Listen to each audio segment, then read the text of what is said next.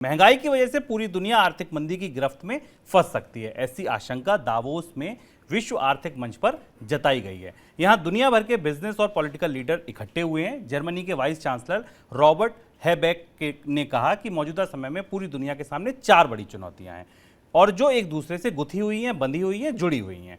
उन्होंने कहा कि दुनिया में महंगाई, ऊर्जा संकट, खाद्य संकट और पर्यावरण संकट का सामना कर रही है।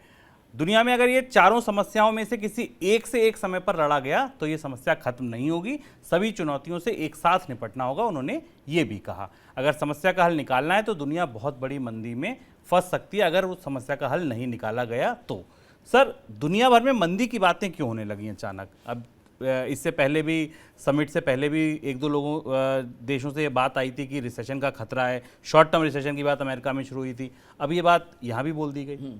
शुभम, WF में तमाम सब चर्चाओं के बाद जो टॉप ऑफ द लाइन, जो सबसे बड़ी सुर्खी वर्ल्ड इकोनॉमिक फोरम से निकली, डावोस से, वो ये थी कि दुनिया मंदी में नहीं है लेकिन मंदी की तरफ खिसक रही है। और उस बात में को समझना जरूरी है। हम अभी रिसेशन की स्थिति में नहीं गए हैं लेकिन आसार अच्छे नहीं है, संभावनाएं अच्छी नहीं है। इसके पीछे सबसे महत्वपूर्ण बात यह कि पूरी दुनिया के देशों को महंगाई से लड़ने के लिए ब्याज दरें बढ़ानी पड़ी हैं। इतिहास ये बताता है कि जब भी ब्याज दरें बढ़ती हैं तो छोटी अवधि के लिए 6 महीने से 1 साल के लिए अर्थव्यवस्थाओं की विकास दर का पहिया थम जाता है, क्योंकि पिछले 2 दशकों से 1.5 दशकों से दुनिया की अर्थव्यवस्थाएं सस्ती पूंजी पर दौड़ रही हैं। पूंजी महंगे होने का असर कई जगह पड़ रहा है। इसे आप इस तरह से समझ सकते हैं कि सस्ती पूंजी के साथ जितने नए कारोबार दुनिया में शुरू हुए थे, चाहे वो इलेक्ट्रिक व्हीकल हों, चाहे वो स्टार्टअप्स हों, चाहे वो नए तरीके के निवेश हों, उन सब में हमें गिरावट दिखाई दे रही है। अगर पूरी दुनिया के बाजारों में आप पुराने ब्रिक एंड मोर्टार उद्योगों से अलग जो नए उद्योग देखें, जहां से रोजगार है, जहां से संभावनाएं आती दिख रही थी, उनमें सब में गिरावट आ रही।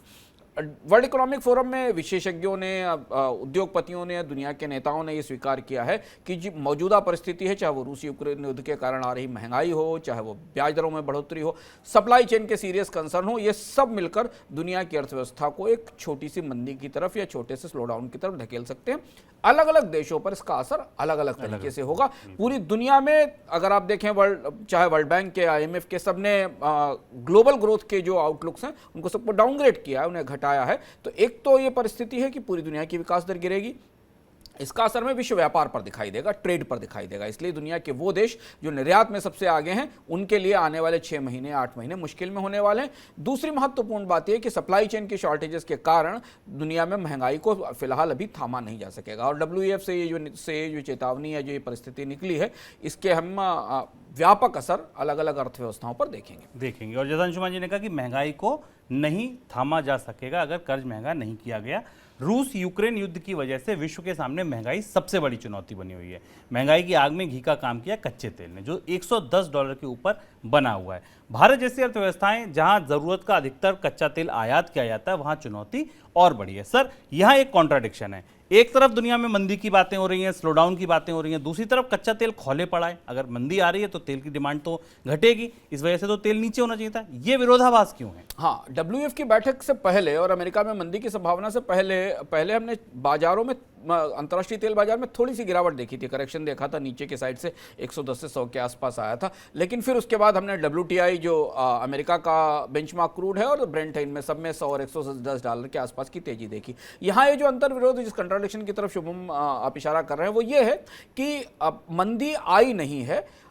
ये पहली गिरावट जो तेल की कीमतों में आई थी, वो चीन में लॉकडाउन के कारण और चाइनीज अर्थव्यवस्था में कामकाज बंद होने के कारण आई थी।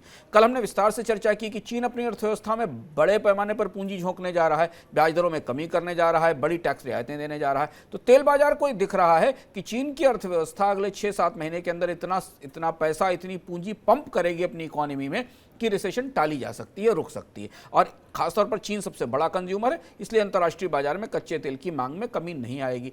अमेरिका में ड्राइविंग सीजन शुरू होता है, इसको ड्राइविंग सीजन कहते हैं। अमेरिका में लोग इस समय ट्रैवल पर निकलते हैं, तो अमेरिका में WTI की कीमतों में बढ़ोतरी देखी जा रही।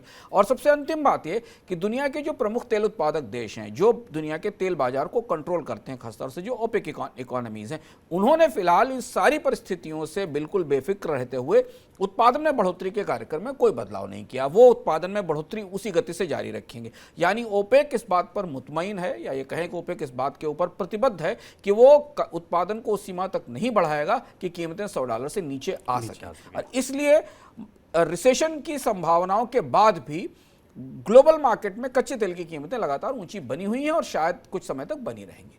और ये जब तक बनी रहेंगी तब तक हमारी भी मुसीबत बनी रहेगी। और फिलहाल जब हम ये चर्चा कर रहे हैं तब ब्रेंट क्रूड $115.06 पर ट्रेड कर रहा है।